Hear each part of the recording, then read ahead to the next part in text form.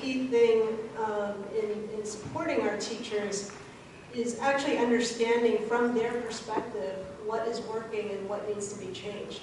As board members, we shouldn't assume that we have the answers, but rather we should listen to what's really happening day to day from the people who are in the classroom and working with our kids. Because it's a different perspective. You know, I as a parent have one viewpoint, my kid can tell me a different viewpoint, but at the end of the day, in order for the support programs that we put into place to really serve the teachers and how they teach the kids, we need to hear it from the teachers. So I really want to build that relationship and that trust and open communication so that we can collaborate on what's going to really help the teachers be more effective inside and outside of the classroom. Thank you.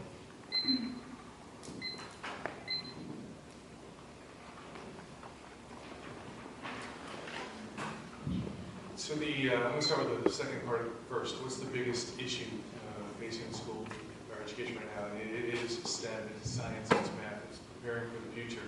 And the solution to that is really multifactorial. Part of it is you have to make it a priority. You have to say we're going to deliver this curriculum, and not just for the kids that are gifted, but all children need to be exposed to what science and math really are, because they are fundamental to all the other education they're going to do through their career. But the other part of it is supporting the instructors. A survey of California teachers done 2 years ago said that 60% of elementary school teachers in California don't feel comfortable teaching advanced math, and by that would be algebra and above.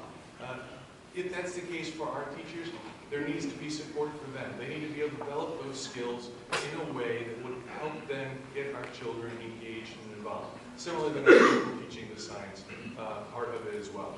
The interaction with the district is all about being there, setting goals and priorities, and making sure they get followed up. Thank you.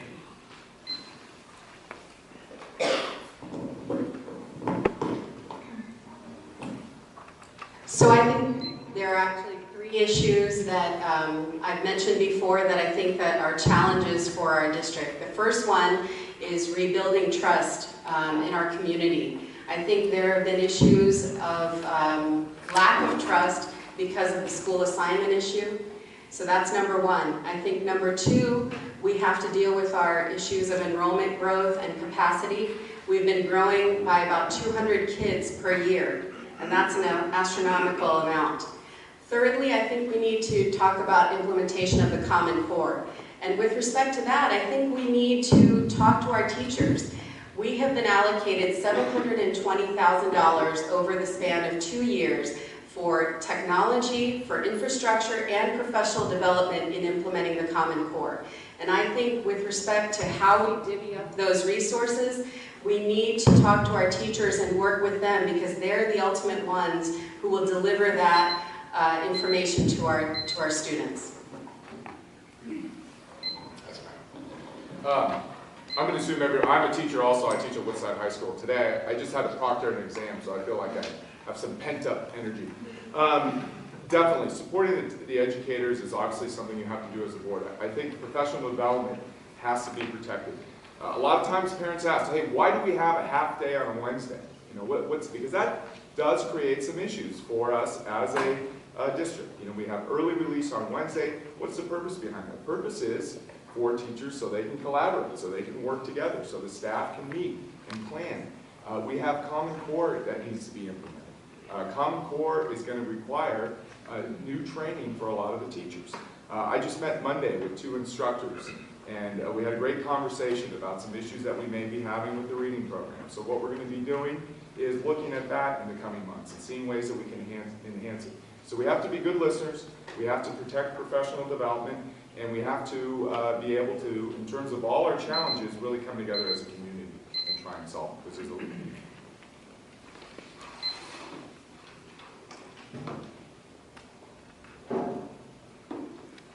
So I'm going to add on to a lot of what others said. I think my belief is, and I've run companies with the belief that you need to bring in a lot of experts. You need to bring in smart people, and then take a step back and empower them and create an environment for them to succeed. succeed.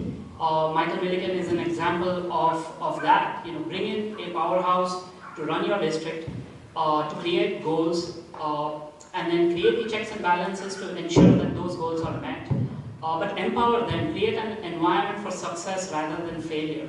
So I think the most important thing would be looking at how the Common Core is being transitioned, asking the experts, asking the teacher what their opinion on implementation is, what are the things that they require to succeed. I think that's what the job of a school board member would be, is to make sure that all of those goals are met.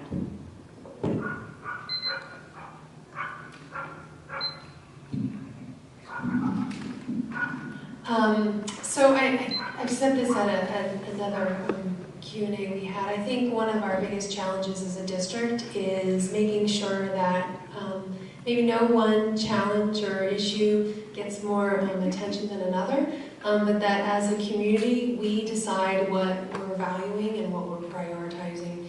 And as a community that includes our teachers, administrators, parents, kids. Getting feedback from the children, I think, is really vital. So when we have so many things that we need to deal with, it can be really easy to focus on things like, oh, we got to fix the money, or we got to fix this. And I just think it's really important that we constantly come back to our educators who are in the classroom, who see it every day. What do you need? How do you need support? What would you like to see? And then, then going, okay, parents, kids, administrators, what are some of the other priorities? And then kind of having discussions. Wow, that was really fast, I'm sorry. Okay, and having further discussions, thanks. So I think the current challenge right now is after coming back from last week's board meeting is that implementation of Common Core. And how are we going to test the children when we don't have the capacity as far as equipment and just in general, I was listening and I was just overwhelmed. And how are we going to get the teachers up to speed on how with the Common Core? It's not just the how to teach, but the process, the equipment. Again, I keep saying equipment because to have every children take a test on the computer at the same time, to me, it's overwhelming. So that's just one. Thank you. Irv, if you'd like to start this question off. An educational community is made up of voices. If a citizen comes to you with evidence of a problem, for example, something improper or even illegal, what will you do? Who do you decide who to believe? How do you decide who to believe?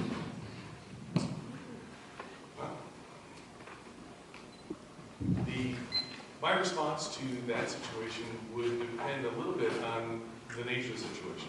For example, if it contained confidential information, that needs to be handled in a vastly different way than if there was an accusation of spending money frivolously. As a physician, it is grounded in all of us that patient confidentiality is foremost. And so assuming that it was something to do with an individual student or a teacher, that needs to be dealt with in a different manner. But regardless of the location of how it's dealt with, they will be dealt with immediately. It will be done in complete transparency to everyone authorized to have that information. And I won't rest until it's resolved. We will not have lingering problems that go on for months and years like we've had in the past. It's not right. Our children deserve better. And that's my commitment to you. Thank you.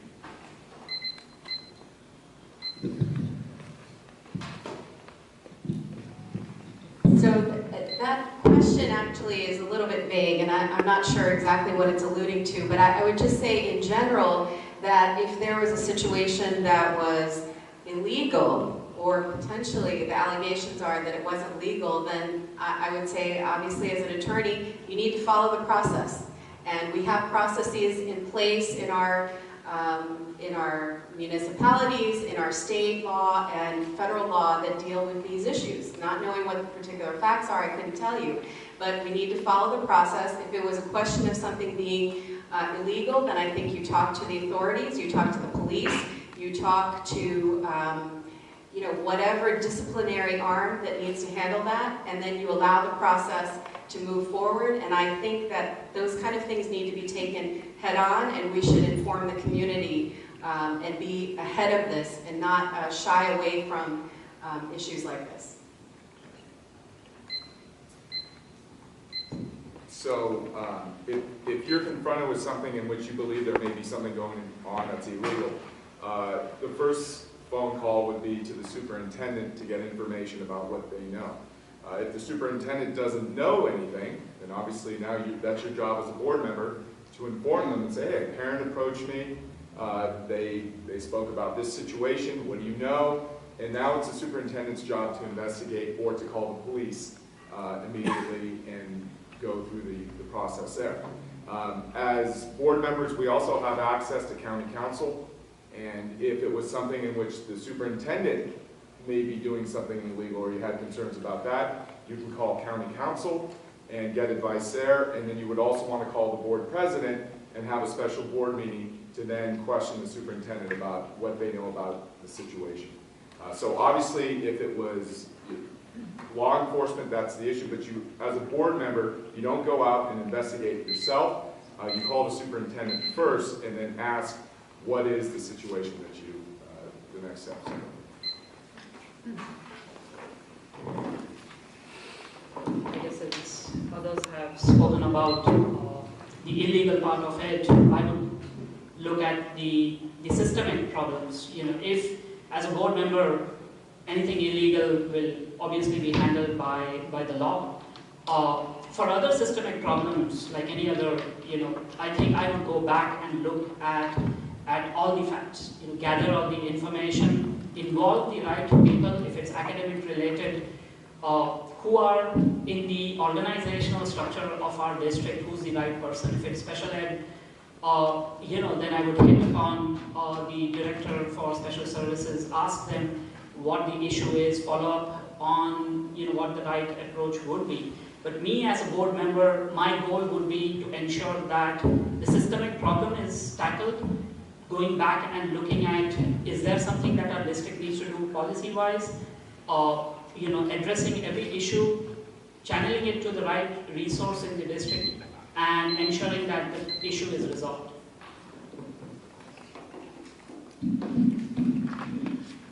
So I'll just kind of echo what they were talking about when it comes to something that would be illegal.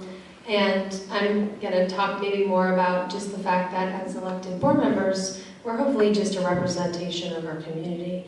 And I would hope that anyone in the community would feel comfortable to come to any of us to talk about issues, rumors, whatever might be coming up, because oftentimes I think community members don't know where to channel things. They might not know where to go. Maybe there's some things that they know, yeah, I need to go to the principal for this, but there might be other things going on that they don't feel comfortable talking to the principal about, so who do you go to? I think it's a great question, and I would hope that anyone in the community would feel comfortable coming to a board member, so at least we can channel you in the right direction, get you to the right person to solve the problem, and then we would need to follow up with that and not just kind of leave you hanging on your own, but that you would get the support you would need. So if it was an illegal action, I hope they would go to the police first. As far as what the board's role is, I think we need to understand what the board's policy is. We don't want to step into something that is not our responsible. And when I say not responsible, I mean there's legal action required. But it also, again, I think there needs to be education put in place to the community members on what to do if something like this happens, so that there isn't a question of, you know, who's going to say what, where am I going to go, and what's going to happen. So as long as there's a policy and an understanding what the procedures are, I think that's where you start first. Thank you.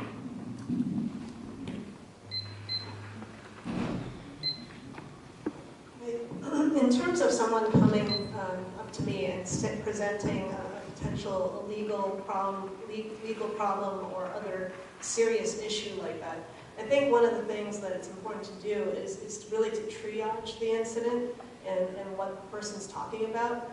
So if the implication is on the superintendent himself, you may not want to go straight to the superintendent, right? So it really depends on the situation, and it's something where you need to take a look and adjust accordingly. And the key thing is not to lose sight of the issue, because there's going to be different issues, large and small, coming at me at all times.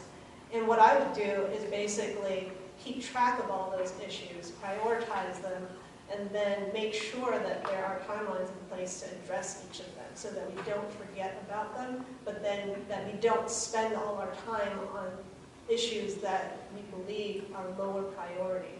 And collectively, as a school board team, as well as community feedback, we would understand what those priorities are. Thank you.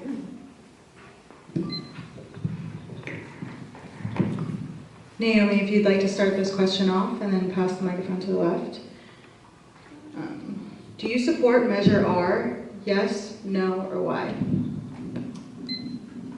I support Measure R, yes, with the current situation, with the Common Core coming through, the new local funding that's still it's unknown, with the enrollment growth and facility upgrades that needs to be done just for taking a test. Like I said, with have every classroom needing laptops or desktops, whatever it may be, and bandwidth. So, in short, yes, I do support Measure R.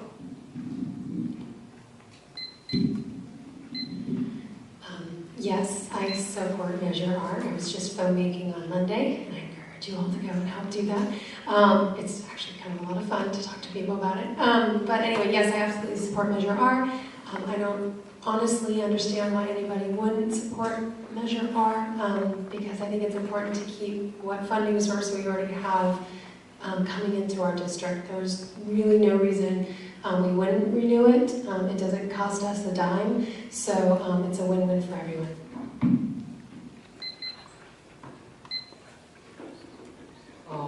Yes, I support Measure R. In fact, I'm one of the campaign co-chairs for Measure R. I think from a district perspective, we do budgeting 3 years. We do budgets for 3 years in advance. Measure R, is a ballot measure which is $174. The current parcel tax, which are expiring in 15 and 16. Measure R is asking for a extension of that for an additional 10 years. Without increasing any tax, it's continuing the existing one, because I truly believe that if you look at the financial budget, and I actually have the paperwork with me here if anybody after the forum wants to take a look at it, I don't believe that losing that $2 million per year is going to be advantageous for our kids. We'll have to figure out what do we cut. So in my opinion, Measure R is absolutely essential, and I would ask, we need volunteers, so if you can come and volunteer. So I have a Measure R sign out in front of my house. That's $2 million that we absolutely, as Rakesh said, we cannot afford to lose. If either one of those, if Measure G expires, the teachers will automatically receive a 2% pay decrease, all right? Now we're asking them to do Common Core, we're asking them to take, and mold our children, and then we're going to say we're going to give you a pay cut. We can't do that, all right? We can't do things like that.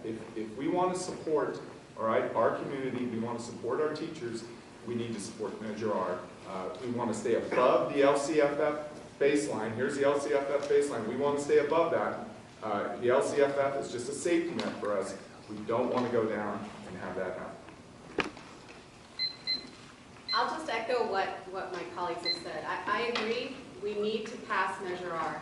Measure R, just a few facts. It's $174 that you're already paying. It's not an increase in taxes. It's just a renewal of that for 10 more years. This is for basic services, and it's essential, I would say.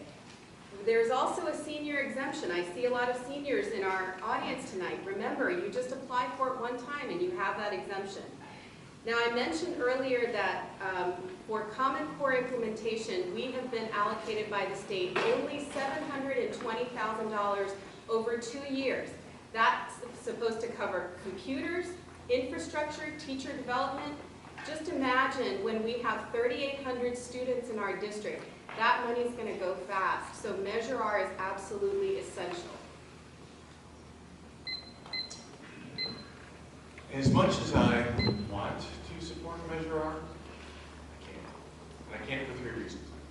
Number one, it's flawed. I was there at the meeting where the board passed it. And it was passed not because the $174 is the right amount. It was passed because the paid political consultant said that's the number you can get. A taxing authority should not set tax policy based on what they can get. It should be based upon what they need. And that brings up my second objection. The district has not been straightforward with you about their finances. They ended up 2013 in June with a $1.375 million upside. 10 different sources of revenue contributed to that upside, and you've not heard a word about it. You hear about deficit spending. No, there's a cash surplus that rolled over this year. The third reason is a horribly regressive tax. The rich and the poor pay the same, and I'm glad the seniors are exempted. But not everyone who's a senior is impoverished, and it needs to be better adjudicated. So for those 3 reasons, I simply can't support Measure R. Hi. I am in support of Measure R, but not for some of the reasons that people have explained before. I'm in support of it because I think that our board really needs to focus on a lot of changes in the coming 3 years. And because of budgeting going out 3 years, having that stability in the funding is important. But I think the key thing to remember is, how do we spend our tax dollars? And that's what's really important. Someone mentioned before that we need computers in order to do the testing on Common Core standards. They've been talking about buying additional computers to handle the capacity. Well, there's different ways to do that. Do we really have to buy the computers? Can we not rent the computers just for that 2 to 3 week period that we're doing the testing? Can we not go out to local businesses or corporations and see if they would have a program where they could lease computers or sell them cheap to the district or give them to us for free? So I think we could do a lot with the money that we have.